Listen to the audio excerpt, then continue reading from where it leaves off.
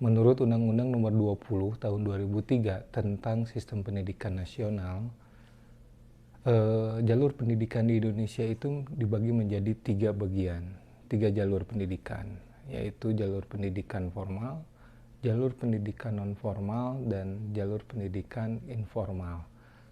Nah, jalur pendidikan formal itu adalah jalur pendidikan yang memang secara umum masyarakat kenal, gitu ya, dari jenjang SD, SMP, kemudian ke SMA atau ke SMK, ataupun yang memang di bawah Kementerian Agama, gitu ya. Nah, jalur itu kan memang sudah secara umum masyarakat ketahui gitu. Tetapi ada juga jalur pendidikan non formal, gitu ya. Jalur pendidikan non formal ini juga sama sebetulnya jalur pendidikan yang diakui oleh pemerintah.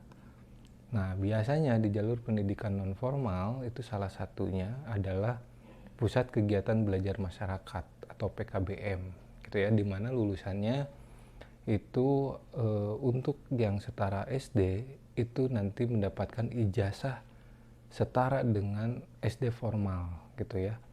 Biasanya ada tulisan paket A, terus kemudian yang SMP itu ada paket B, yang SMA ada paket C, gitu. Tetapi ijazah non formal itu setara dengan ijazah formal. Nah, setara itu kan artinya fungsi dan kedudukannya sama di mata hukum, gitu ya. Oleh karena itu, kalaupun ada lulusan dari paket A ingin melanjutkan sekolah ke ke SMP formal, itu bisa gitu. Tinggal mengikuti alur PPDB dari kabupaten kota tempat si peserta didik ini tinggal gitu. Terus kemudian jalur lulusan paket B itu juga bisa untuk mengikuti PPDB masuk ke SMA atau SMK gitu. Biasanya kalau untuk ranah SMA itu kan diatur oleh provinsi gitu ya, provinsi masing-masing. Dan itu bisa gitu. Terus kemudian lulusan paket C apakah bisa kuliah? Tentu gitu ya, tentu bisa gitu.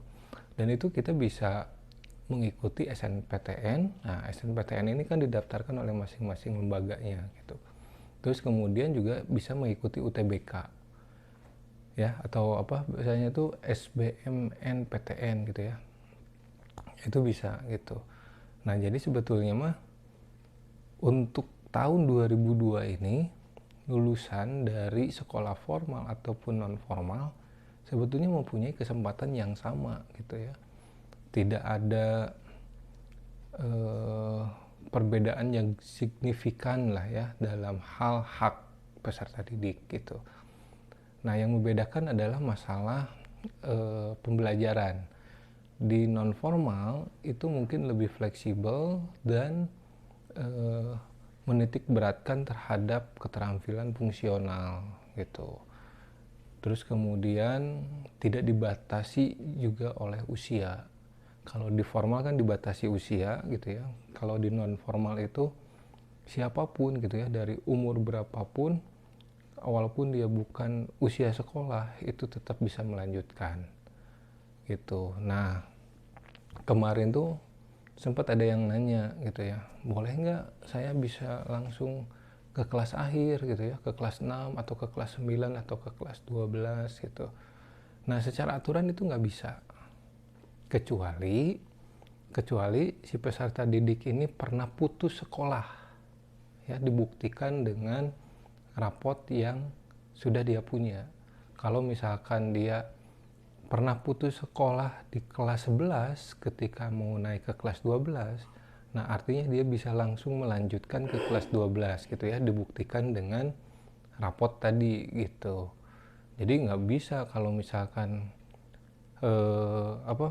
tahun ajaran ini si anak peserta didik ini lulus paket B gitu ya, terus tahun depannya pengen dapat paket C, nggak bisa gitu, karena waktunya pembelajaran untuk paket B dan paket C itu sama dengan sekolah formal, yaitu selama 3 tahun gitu.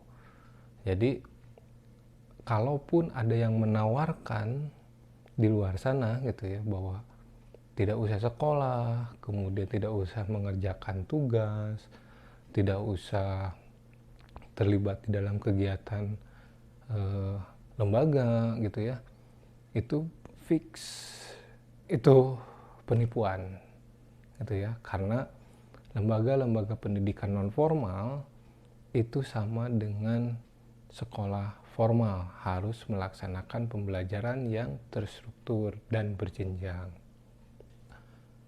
Ada yang ingin membahas tentang masalah homeschooling.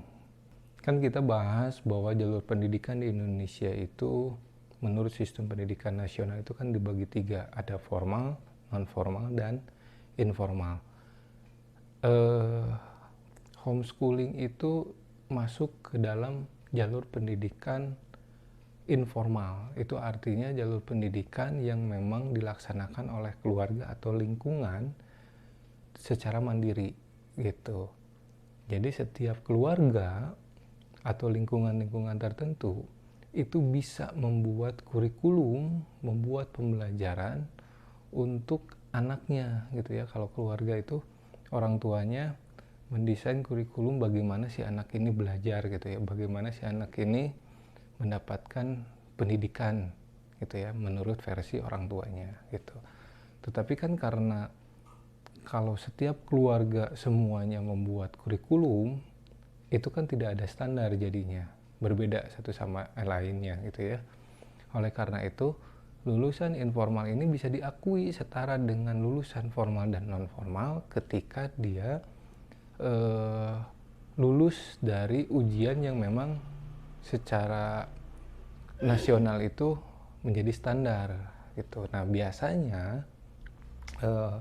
keluarga-keluarga yang melaksanakan homeschooling mandiri gitu ya, sekolah rumahnya mandiri gitu, biasanya mereka mendaftarkan anaknya ini ke lembaga pendidikan non formal atau ke PKBM lah ya gitu.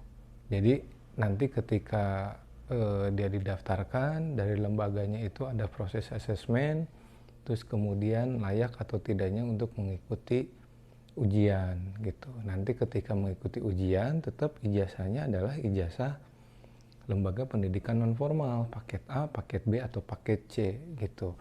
Walaupun pembelajarannya itu dilakukan di rumah oleh orang tuanya gitu. Tetapi kalau sudah mendaftarkan diri ke dalam lembaga pendidikan non formal, itu artinya nanti ada syarat dan ketentuan yang berlaku gitu ya. Dan masing-masing PKBM itu mempunyai syarat dan ketentuan yang berbeda-beda gitu. Nah, ada juga PKBM yang memang sejak awal berdiri itu juga memberikan pelayanan program untuk homeschooling. Itu artinya bekerja sama langsung dengan orang tua dari segi persiapan materi pembelajaran, terus kemudian pelaksanaan, dan sampai ke evaluasi. Itu banyak sekarang PKBM atau lembaga non formal itu yang membuka layanan seperti itu gitu. Nah, apakah berbeda dengan pendidikan formal? Tentu dalam proses pelaksanaan itu sangat berbeda gitu ya. Itu artinya itu tergantung dari orang tuanya masing-masing gitu ya, mau memilih yang mana gitu. Tetapi di tahun 2022 ini ternyata pemilihan sekolah formal dan non formal itu sekarang sudah dimulai dari kelas 1 SD gitu ya. Jadi banyak orang tua yang memang sudah mencari informasi, kemudian banyak orang tua yang juga sudah belajar, akhirnya memang menerapkan pendidikan homeschooling atau pendidikan non formal itu sejak kelas 1 SD gitu. Nah, lulusannya bagaimana ya itu tergantung dari program-program dari lembaga atau program yang memang didesain oleh orang tuanya.